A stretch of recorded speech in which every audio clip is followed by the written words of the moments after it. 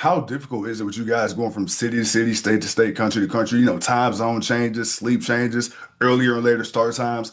How hard is it to maintain that discipline, not only inside the ring, but outside the ring as well as trying to balance family life?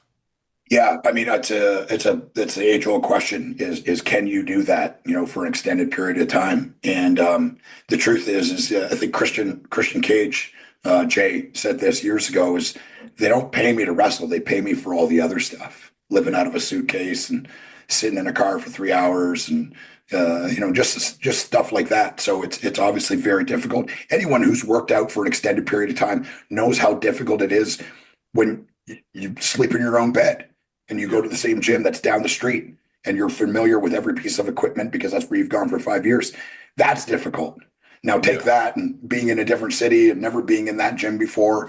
The gym is not 5 minutes away, it's 30 minutes away. So now you can't get up at 7, you got to get up at 6, Yeah. because you got to be done at 8 because you got to do, radio in the morning and you got to be at the building at noon because this media outlet wants you to come in and do this expose on your career or whatever. So you're being pulled in a million directions. But in the end, there are no excuses. You got to get your workouts in.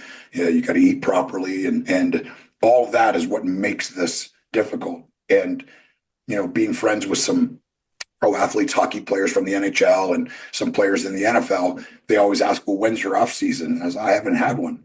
My off season was when I tore my ACL. I had 5.5 months off when I tore my ACL. That was my off season. So that's the first time the longest I've gone without wrestling since 1997, 5.5 months.